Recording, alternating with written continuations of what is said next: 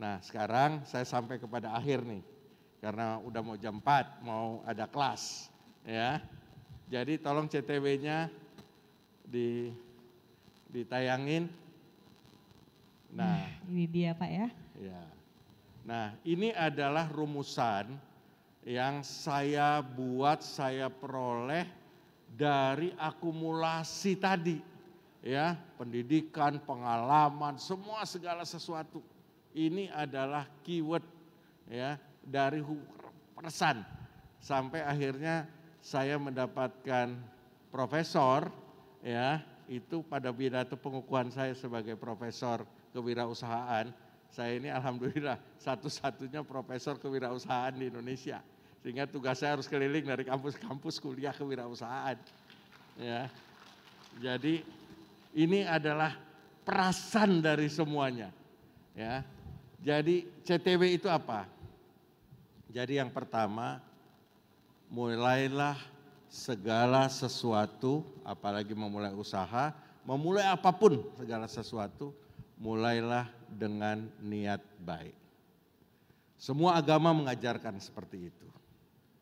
Ya, mau agama Islam yang saya anut, agama Katolik, Kristen, agama semua pasti mengajarkan mulailah sesuatu dengan niat baik.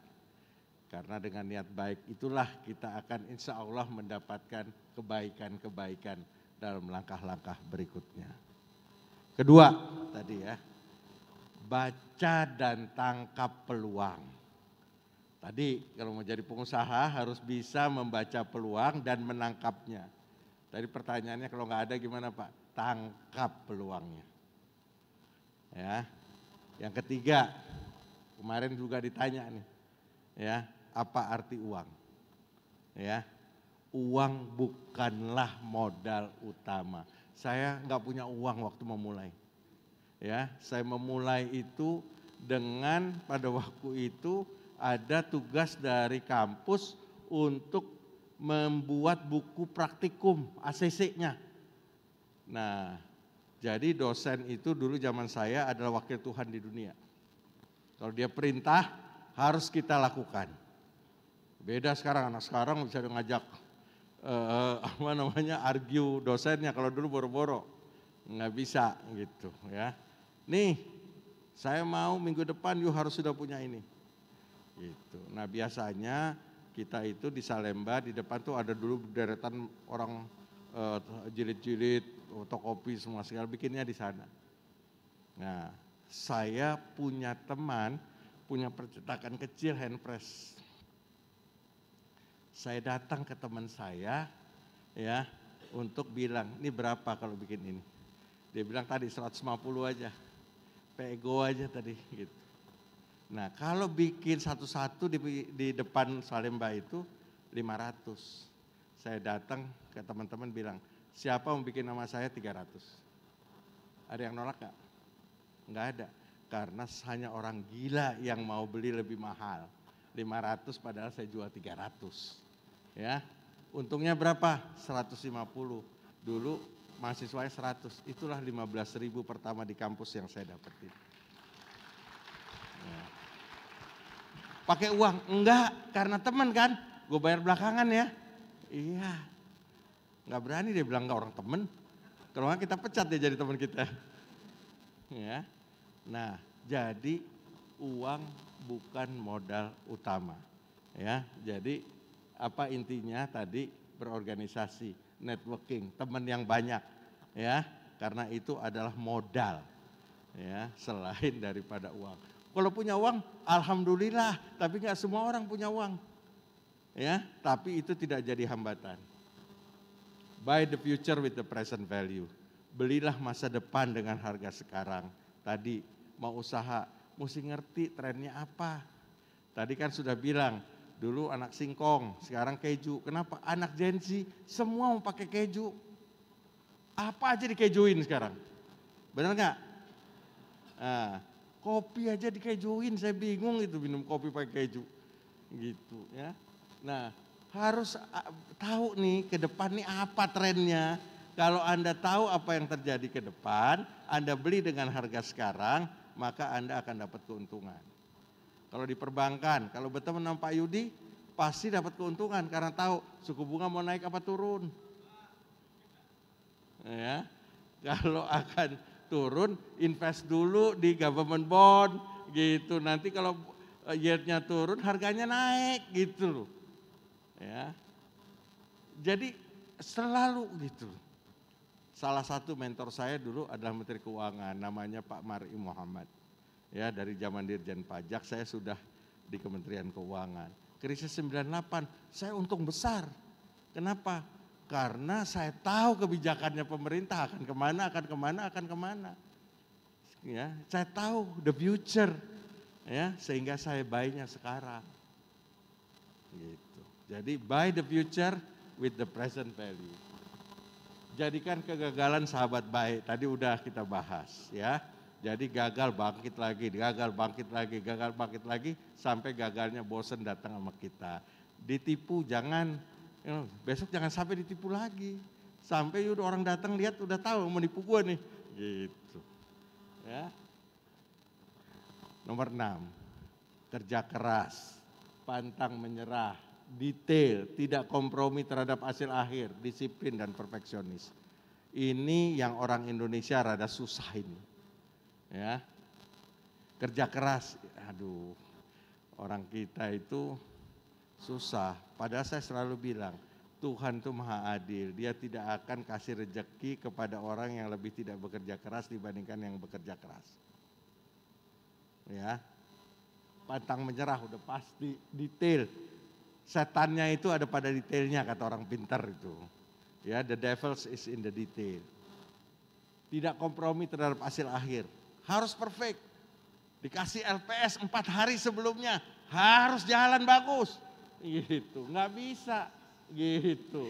Tetap detail lagi ya Pak, tetap detail. Itu, nggak kompromi terhadap hasil akhir. Ya, disiplin, perfeksionis. Nah, itu harus nggak ada pilihan. Ya, 7, intuisi adalah sesuatu yang rasional, udah kita bahas tadi. Ya. Nah, ini nomor 8. Ini seringkali di perusahaan, di pemerintah, ini pengalaman hidup saya. Ambil keputusan, cari solusi, bukan masalah. Kita itu kalau punya masalah, yang dicari apa? Masalahnya dulu, benar nggak? Ya, wah, bulet masalah tuh, putar terus, gitu. Ya, kalau ada masalah ya udah nggak usah dicari lagi, masalahnya udah ada di situ, ya. Cari solusinya, ambil keputusan. Nah, di swasta aja begini ya Pak Tim, apalagi di pemerintah, udah lebih ribet lagi. Ya. Pragmatisme dan idealisme bukan minyak dan air. Nah ini seringkali orang itu ya mana lebih penting gitu, pragmatis apa idealis. Jangan pernah mendikotomikan antara idealisme dan pragmatisme. Pragmatisme dan idealisme bukan minyak dan air, tetapi dia seperti yin dan yang dalam filosofi Chinese, dan dia seperti koin dengan 2 mata sisi. Kalau satu doang mata sisinya nggak laku tuh uang. Ya, jadi pragmatisme untuk jangka pendek, idealisme untuk jangka panjang, gitu. Ya, pragmatisme ya untuk diri kita, keuntungan dan lain sebagainya. Idealisme untuk sustainability. Tanpa idealisme kita nggak bisa sustainability, kita nggak bisa berkesinambungan. Ya, kalau keuntungan kita tarik semua sekarang, ya habis tuh anak cucu kita nggak kebagian. Ya, jadi jangan dipertentangkan. Dan nomor 10 itu, ya semua yang kita lakukan tujuannya satu. Ya, jadi bukan tujuannya uang, bukan tujuan apa, tujuannya adalah semua yang kita lakukan di dunia ini tidak lain dan tidak bukan adalah untuk mencari keberkahan Tuhan. Jadi mulailah dengan niat baik, habis itu upaya apapun, kaki jadi kepala, kepala jadi kaki, semua segala macam, ujungnya cari keberkahan Tuhan. Saya mau kasih tip terakhir, orang bodoh kalah dengan orang pintar, betul? Jadi jangan jadi orang bodoh. Ya. Tapi orang pintar kalah sama orang licik. Benar? Karena udah pintar dilicikin ya kalah juga. Maka tapi jangan jadi orang licik. Tapi orang licik tidak pernah menang dari orang yang beruntung.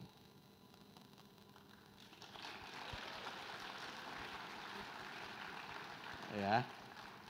Benar nggak? Orang licik mau dilicikin, ya.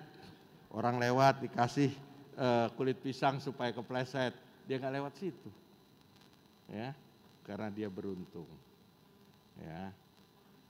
Mau dijailin, mau apa, mau ditipu, ya nggak bisa karena dia beruntung, ya. Jadi ujungnya jadilah orang yang beruntung. Gimana caranya jadi orang beruntung, ya? Semua sudah ada di kitab suci Anda masing-masing. Yang Islam sudah ada di Al-Quran. Banyak ayat-ayat, Anda akan jadi orang yang beruntung. Anda akan beruntung. Nah, pegang itu, insya Allah Anda akan menjadi orang yang beruntung. Tapi sebelum beruntung, pintar dulu. Ya, karena biasanya kalau nggak pintar tidak beruntung tadi. Ya. Oke, saya rasa itu. Terima kasih. Wabillahi taufiq wal hidayah. Wassalamualaikum warahmatullahi wabarakatuh.